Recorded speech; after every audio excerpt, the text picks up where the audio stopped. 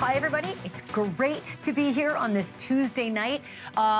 Listen, if you're like me, you're still sitting in a mystery that is unsolved, unfair, frustrating, and scary when it comes to the Idaho murders. We still don't know why Bryan Kohberger did those horrible things to those innocent kids. We still don't know what's behind those eyes. We don't know much about this guy. And we would have known if you and I were talking right now while I was covering his trial, because that's what we should be doing right now. This was the window set out for his trial, where evidence, information, pieces of the puzzle would be coming our way. They're not. Instead, we're getting bits and pieces, and I want you to brace yourself and pour a drink, because we just got hundreds and hundreds and hundreds of pages of information and photos, like 700 photos. You may have seen the whiteboard in his office, but this is just the tip of the iceberg. The textbooks, what do they say? What about his actual apartment? We're going deep in this apartment. We're zooming in on the details, the things on his floor, like this improvement plan. And how about the things left behind, like a black latex glove, clothes in the closet? The fridge, by the way, was completely full of lots of things. And that, my friends, that is Bryan Kohberger's bedroom. Remember where they found brown stains, looked like brownish red blood stains on his bedding? We're going through all of it. I'm going to show all of it to you, including the birthday cards that he got from his mom and dad and friends, and some real telltale things about how he lived and what it said about whether he thought he was getting away with it. It's amazing. That's all coming in a moment. Also, did you hear about this University of Kentucky cheerleader?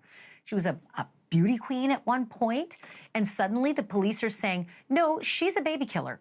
This gorgeous girl, all-American type. Yeah, so the police say that she secretly had a baby, and suddenly the baby's dead in her closet in a trash bag with a whole bunch of cleaning supplies, and that she spilled it all out, that she did it. That's what the police are saying. She, on the other hand, showed up for court looking like $1 million. This is, by the way, take a look.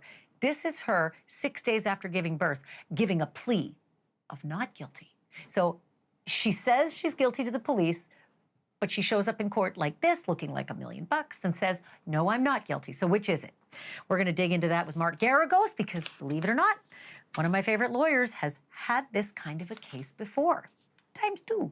All right. Also, I am a huge fan of Burning Man. I have never gone. I have always wanted to.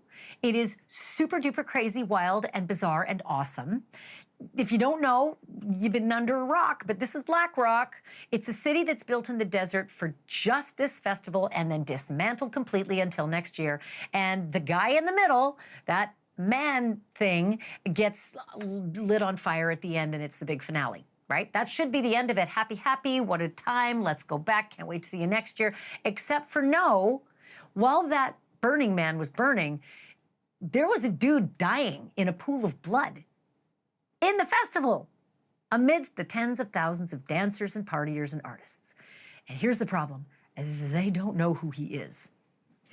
And all the evidence, all the witnesses, even the perpetrator, everybody's vanishing because they leave the festival, they pack it all up, and they leave it like they found it. So talk about a clock ticking. Going to talk about all the details and what they do know and what they don't know. And then, of course, these people all about to leave. Let's start here, though, shall we?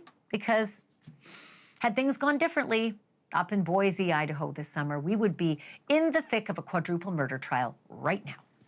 It would be Idaho versus Bryan Kohberger, death penalty case. And we'd be seeing mind-blowing exhibits and police reports every single day. Instead, we're not.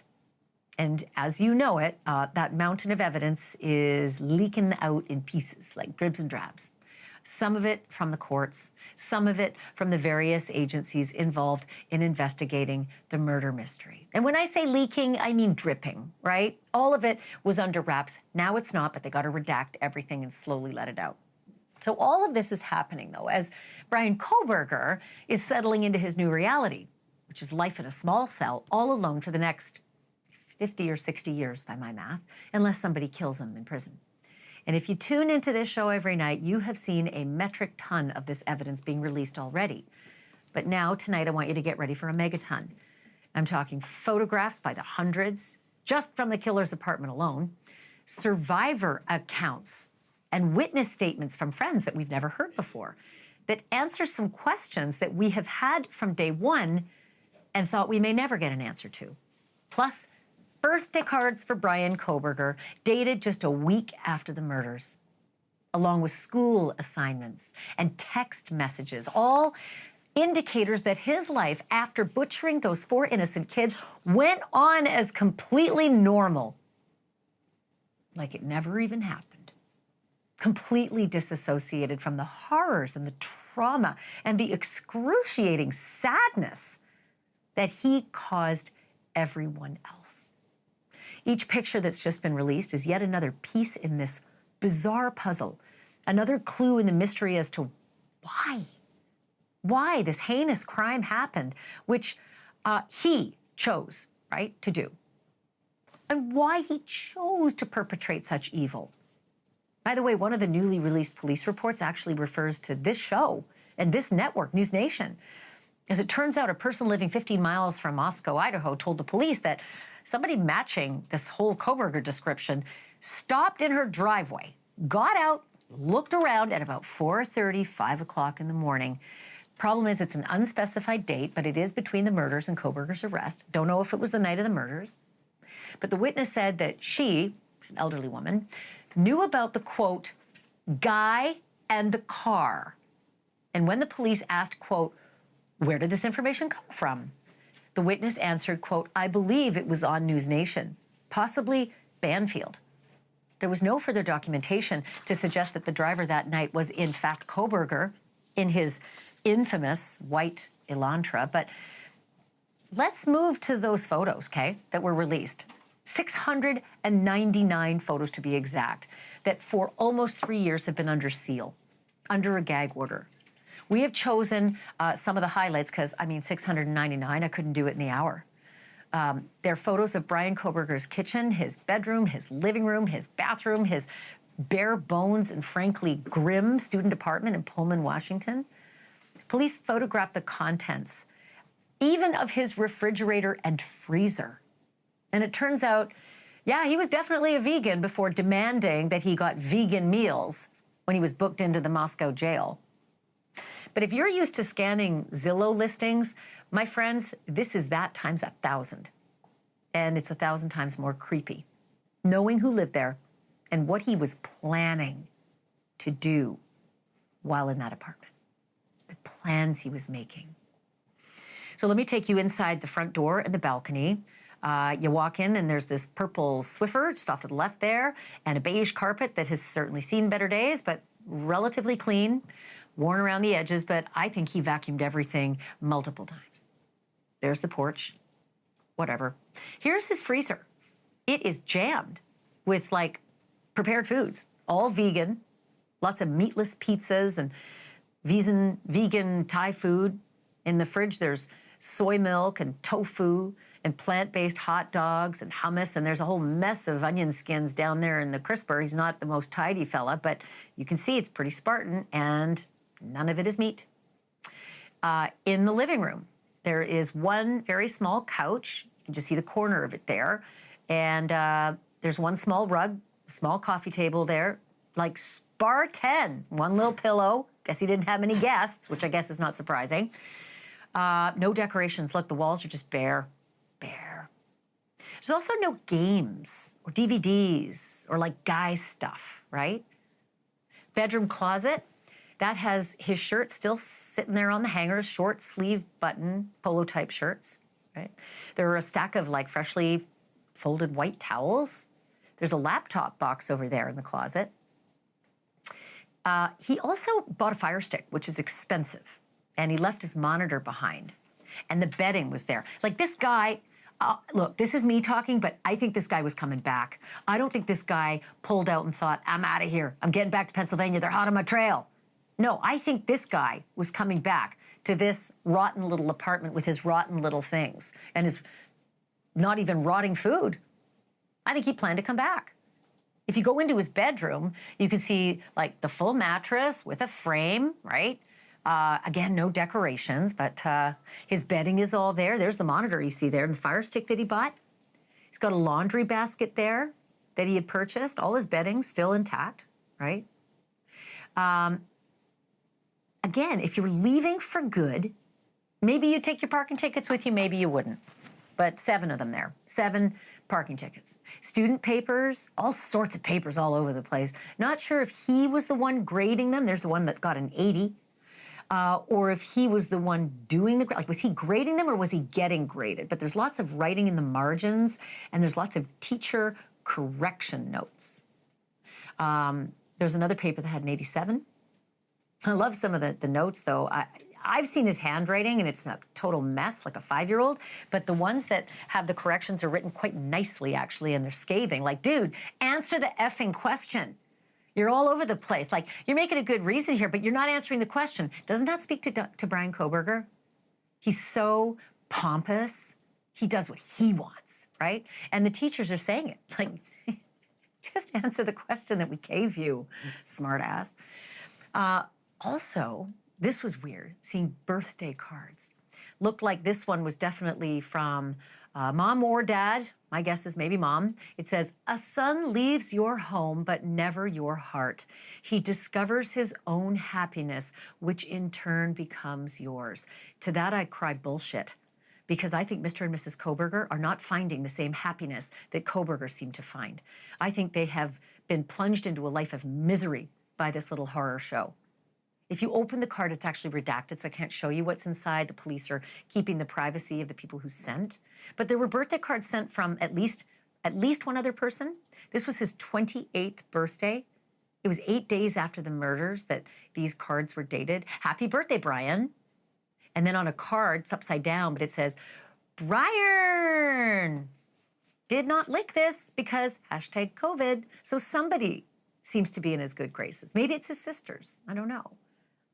I just can't imagine any friends of his writing to him like this. Maybe it was a student that was trying to get better grades. Who knows?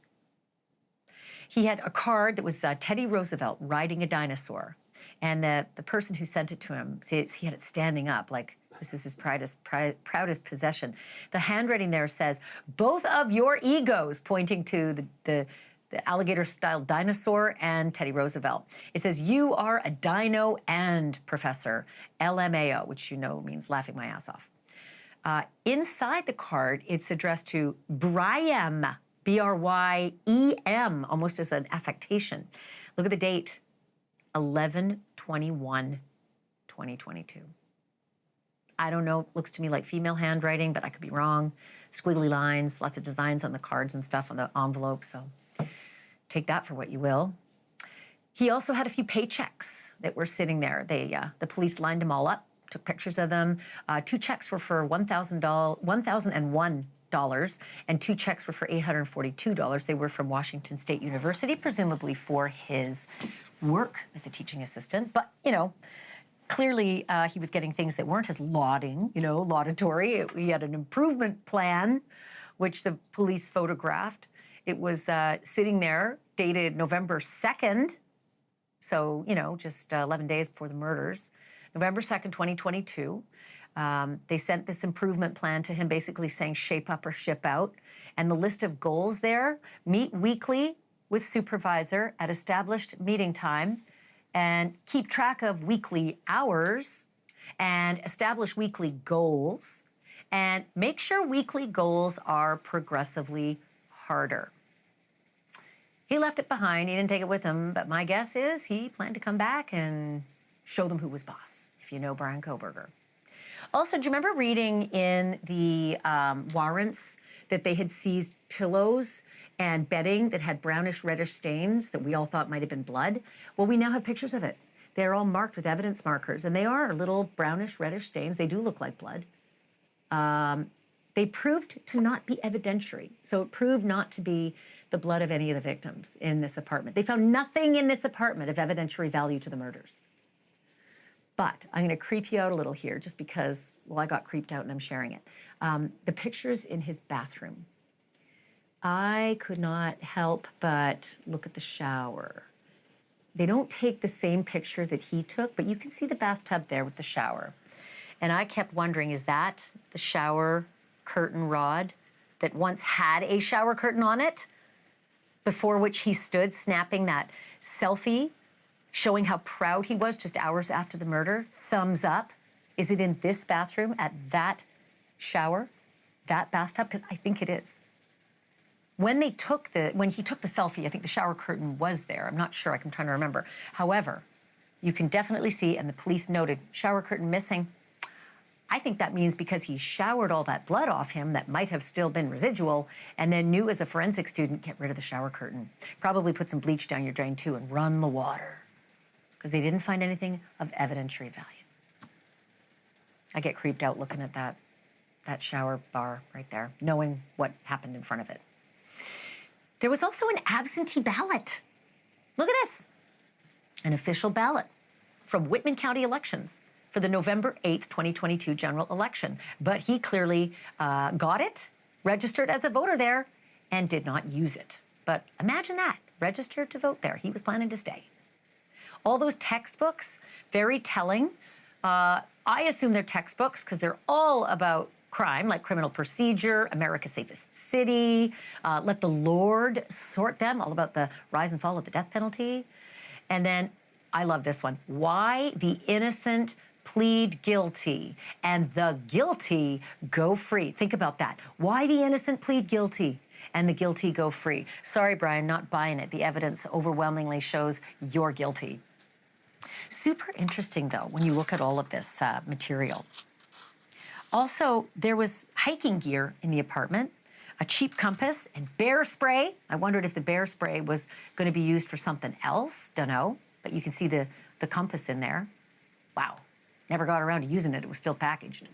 And on his whiteboard, you may have already seen in his office, there was Bryan and Kohberger scribbled on the whiteboard, and they were written phonetically, but then they were also written in Korean characters, which was interesting. Somebody looked like they were demonstrating how to write his name using Korean letters. And then you can also see the words, take it easy, and don't give up, and let's go. And there's the trash. Who knows if they used any of that to get DNA from him. Look, none of this solves the ultimate mystery. Why did he do it? Why? Why did you choose those kids? Why did you do this to those kids? Why did you ruin so many lives and take 4, right? Why them? How could you? But it gets us closer to who he is. And the closer we get to who he is, maybe the closer we'll get to knowing how to protect ourselves from people just like him. I have to take a quick break right now, but there's so much more of this ahead, lots and lots of these documents. Like next, never-before-seen interviews with the surviving roommates and friends, and with a former roommate who never felt safe in that house. And one of the roommates answers some questions that we've been asking about that morning after. And we also have exclusive reporting about a text message that Kohberger's mom sent him right after the murders, mentioning the murders and, quote, that girl, one of those girls in the coffee shop. The experts who found it on the killer's phone join me live when we come back.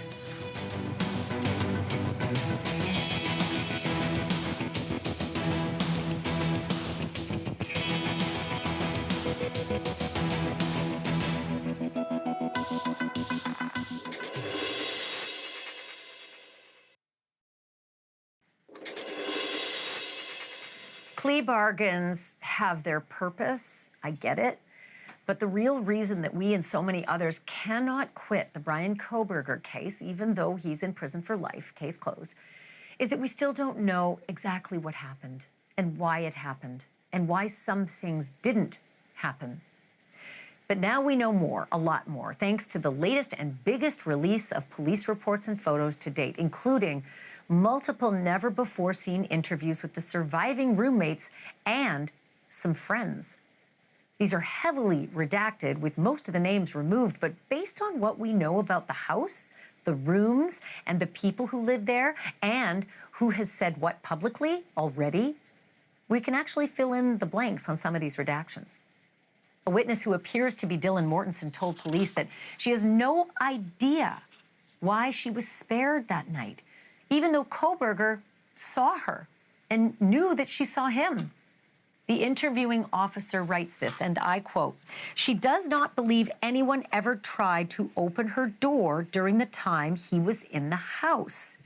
And he could easily have done so.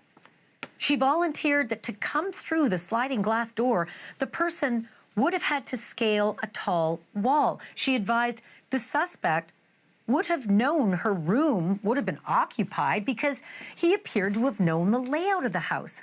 She also said it could have been someone who was in the house last year when other girls were living in the house." Dylan took a lot of undeserved abuse online from trolls. I hope you're happy. Those trolls just couldn't understand how she didn't realize her roommates had been slaughtered. But when you read her statement, you find out just how little the survivors, the friends, the kids who came over that next morning, just how little they really knew about what had happened inside.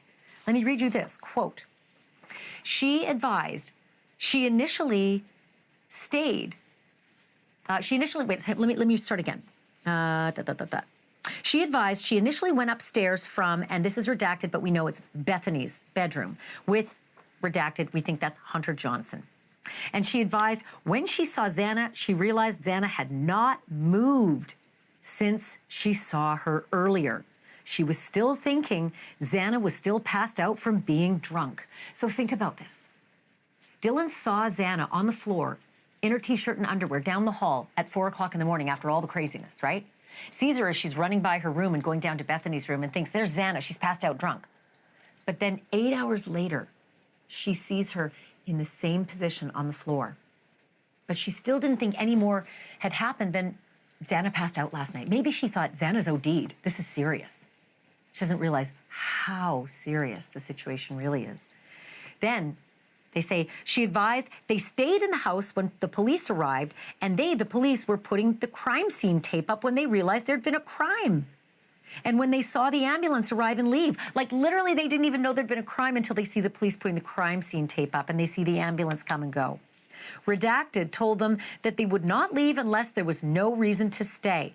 She then advised the vandal alert came out, and that is when they realized their friends were actually gone. So Dylan and the others didn't even know that a crime had been committed. They didn't know. Cops are there. They think Xana's just passed out. Suddenly, yellow crime scene tape. They know something bad happened. But they didn't know anyone had died until the whole university finds out with the vandal alert on their phones.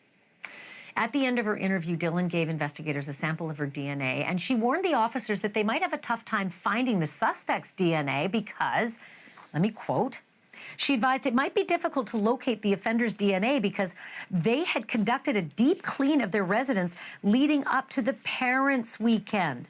When asked about when the deep clean of the residence happened, it would have been before the weekend of the crimes. Well, that answers a lot of questions. I thought there would have been years of evidence of people, hairs and fibers and footprints and fingerprints of all the partiers that had come in and out of that house. But these girls cleaned and cleaned and cleaned before their parents came for Parents' Weekend, the weekend before the murders. Probably vacuumed up a lot of evidence, that might have been there beforehand of other people. So Dylan also told the police about some previous incidents that gave her an uneasy feeling about the house, including this one. Quote, 2 to 3 weeks ago, all of the roommates went to Starbucks together, and when they got home, their front door was wide open, and they do not believe it had been open when they left. She explained there were prior issues with the front door, so she said it was possible the door opened because there had been a snowstorm, and she explained possibly the wind caused the door to open. Also, when they got home, the washer was going, which she described was not unusual, but this also concerned her. She explained because of these things, they went to get Ethan's golf clubs to protect themselves when they searched the house. We saw Ethan's golf clubs being removed from the home after the murders. It was so incredibly sad. We think the golf clubs were actually being stored in the room that was directly across from Bethany's bedroom on the ground floor, the basement floor, because that room was unoccupied, had a lot of storage in it, and we saw golf clubs in there. Through the window, you could see golf clubs. And by the way, it was not just Dylan who was weirded out by this house. A former roommate who no longer lived there, but was still on the lease, had this to say about who may have committed the murders. Quote, she thought it was somebody who was watching. She was always afraid of that. She always had an uneasy, weird feeling at the house, which is one of the reasons why she didn't want to go back. She felt the house was easy to get into and easy to watch because they didn't have any blinds over the windows and the layout of the house. Again, this is the police saying this roommate who had left the house but was still on the lease didn't want to come back to the house, felt it wasn't safe. Investigators had more than witnesses and their testimony to go on. They also had Bryan Kohberger's own words. Letters and notes and texts, all retrieved from the killer's phone by the forensics experts who join me now live. Heather and Jared Barnhart analyzed Kohberger's electronics for law enforcement, and they're with me now. It's good to have you back on the show, you guys. Thank you so much for being here. Let me just jump right into it. Washington University sent Bryan Kohberger an improvement plan, and you guys saw some of the responses that he had to some of the professors. Does either one of you want to take it, Heather or Jared, and tell me what those responses said? Sure, I can take this one. This primarily was on his PC. It was also on his phone. But as you said earlier, he wanted to go back.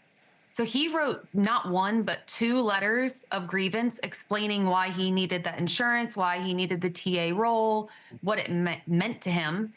And then in a second one was saying why the professors were wrong. So why they were wrong. He is a good student. He has a good GPA. He can be both a good student and a TA and deserves that role. Not sure, Heather, if you know the answer to this, but was he responding to female professors, and did he have like a real attitude in some of his writings? The one, I'm not sure if it was a male or female professor, but the one where he got the improvement plan, that was with a female professor. And that was the second letter, I believe, was going back to her. How about the attitude part? Did he have attitude, or was he really trying to like grovel?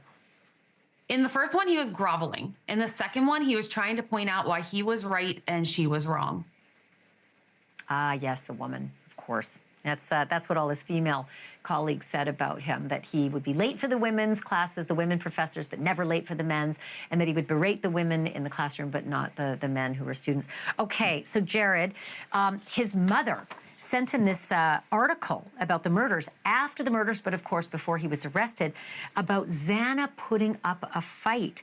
And it seemed, I think, that he was on the phone with his mother right around the time that this text came in.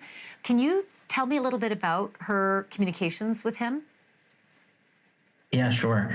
So November 17th just kind of stands out a little bit. He had more mother interaction that day than normal, which was a lot. He was on the phone with her for hours that day. But sort of to end the night, that night, and this was the same day that the grievance letters were being worked on and sent. But that night, he received a link from his mom, and the link was to a news article basically describing how Xana had bruises on her body and how she had put up such a fight. And there was no response, no text back. And looking at the timeline a little bit, you can tell that they're actually speaking on the phone. What that tells us, and we can assume, is that they were talking about the Idaho murders on that night. And then the next morning, there's just kind of nothing. And then this text about coffee beans. And then the second text that said, yes, still there, same girl, very sweet to the 2 older lady customers there. I have no idea what that is, but there's just no context between talking about the murders the night before and then this thing the next morning. Can you just repeat what you said about the nice girls in the coffee shop? Who sent that text that you read, and can you reread it? Yeah, his mother sent it to him. It said, yes, still there, same girl, very sweet to the 2 older lady customers there. God, that's just If eerie. there could have been something in Pennsylvania, I'm not sure. There's just no context. Well, all I can think of is that the vegan restaurant where the girls work, maybe that was considered a coffee shop. But is there no context because he deleted so much stuff and it was just unretrievable? So that's the tricky part, is when you look at their communication, it looks like he might have been deleting some of his side of the messages. But there's also this complicating factor that they're on the phone all the time. And so the context could just be a voice call that we don't have the words for. It's weird. When I text with people, I'm not usually on the phone with them. It's much quicker just to talk to them if you're on the phone. But I guess if you're going to send a link saying, hey, I'll send it to you, take a look, that would make sense. But the rest of it, still mystifying. Got to have you back because I still have so many more questions. Heather and Jared Barnhart, thank you so much for this. Thanks. All right, folks, there is still so much more in these Kohberger documents. I actually did a complete deep dive on the latest episode of my podcast, Drop Dead Serious, and that episode is going to drop in just a couple of hours at midnight Pacific. That's 3 a.m. Eastern time. Going to take you through even more photographs and zoom in, as I like to say, in so many words. Coming up next, did a college cheerleader / beauty queen give birth in secret and try to keep that baby a secret forever? Cops say they found her baby in a trash bag in her closet. Now she's up on serious charges that could get a whole lot more serious once authorities determine just how that little baby newborn died. Stories next.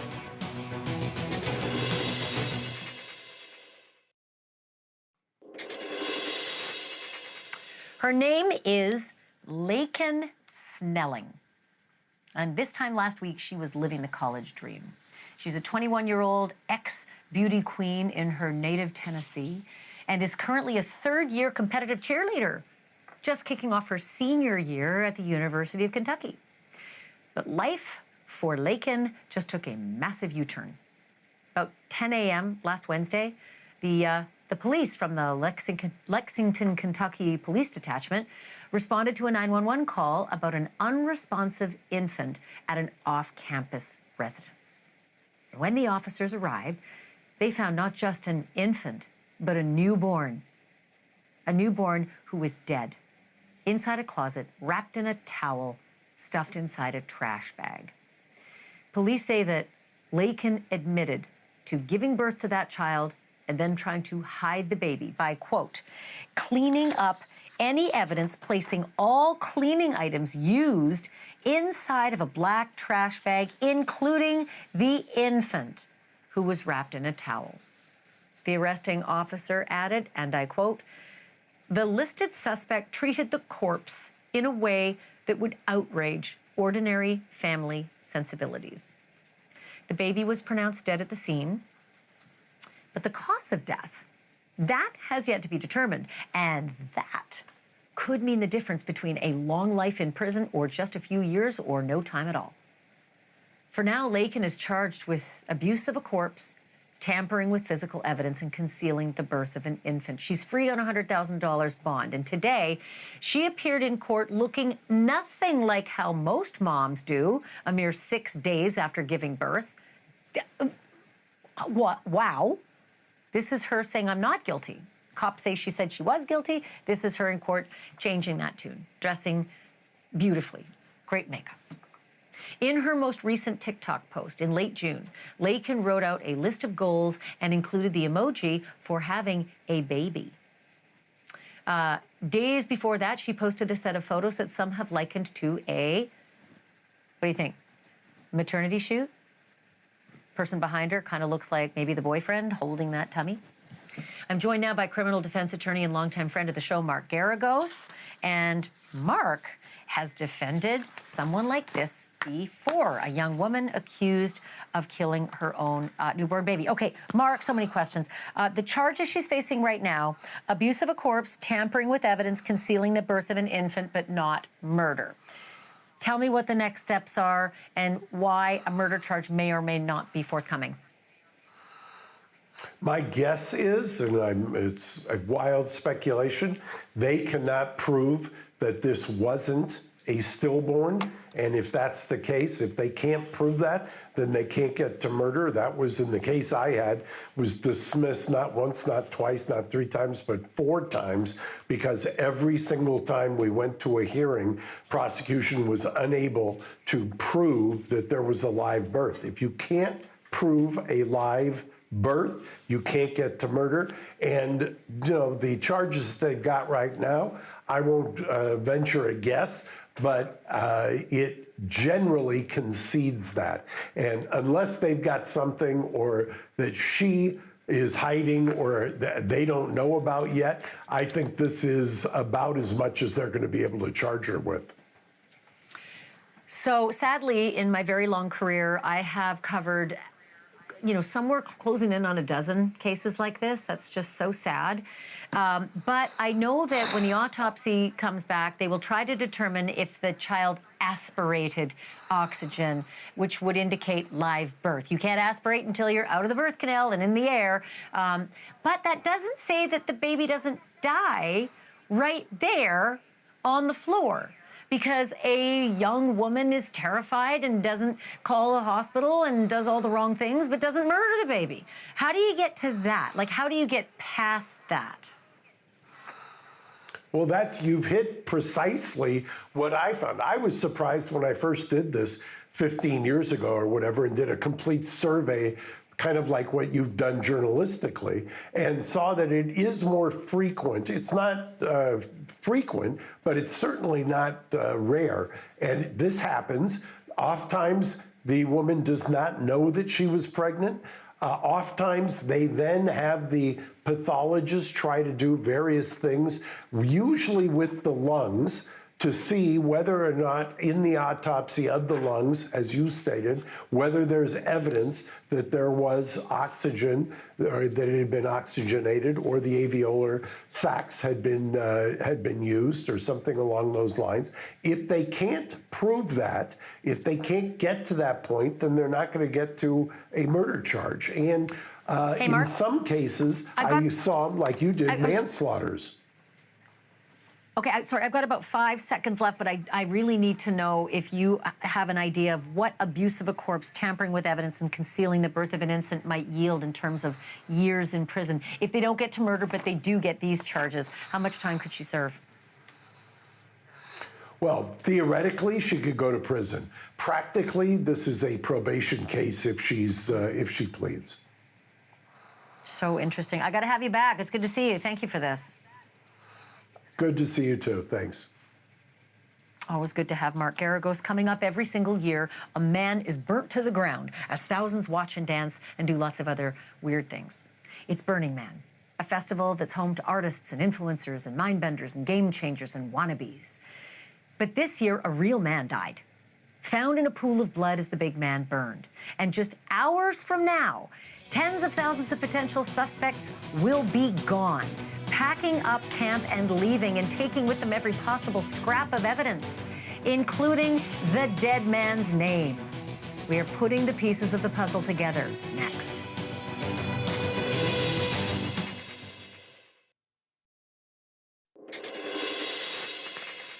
As any good Banfield viewer knows, the first 48 hours are crucial to solving crimes, but never more so than in the Black Rock Desert of Pershing County, Nevada. For the sheriff's department there, the clock started ticking when a man was found dead in a pool of blood at the Burning Man Festival on Saturday, just as the Burning Man himself went up in flames. The cops are scrambling now because Burning Man isn't just an event, it's a makeshift city, Black Rock City, built by the attendees themselves. Tens of thousands of people come there from all walks of life to celebrate art and music and personal freedoms, including the infamous orgy tent. The city stands for a full week, the full week leading up to Labor Day, and then those tens of thousands of people pack it all up. They literally pack it all away, and they return the desert to its former desolation with a bit of garbage. Every art car and outlandish thing, poof, gone, like overnight. The week's high point literally is the enormous sculpture of a man set ablaze by the organizers. But this year, as the giant Burning Man burned, a very real man was bleeding out in the sand. Police haven't said much so far, in part because they still haven't been able to identify the dead man. But he's said to be 6 feet tall and 200 pounds, somewhere between 35 and 40 years old, with short brown hair and facial hair. As for evidence, it's disappearing as we speak. We are now coming up on 72 hours post-mortem, and by tomorrow, the last traces of Burning Man 2025 will be scattered to the winds, along with 70,000 potential witnesses and at least one killer. So, tick, tock.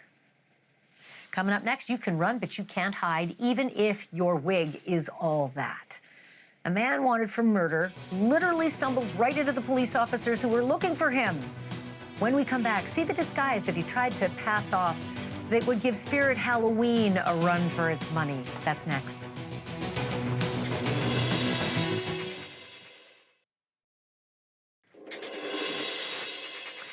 If you've been on the run for 5 years with a murder charge chasing you, it is best to stay under the radar, maybe even pick a state far away from where the murder happened and use a disguise when you go outside.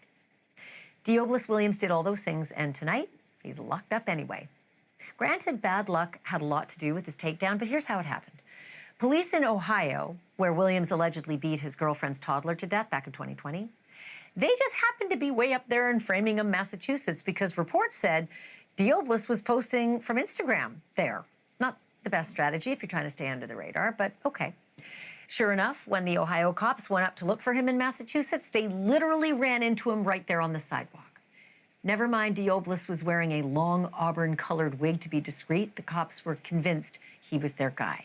And just like that, Deoblis Williams' fugitive days were over, and he weaved himself right into a jail cell. Yeah, I went there. Be sure to check out Drop Dead Serious, my podcast deep dive on all those filings, the photos, the witness accounts from the Idaho murders. Drops tonight. Cuomo's next.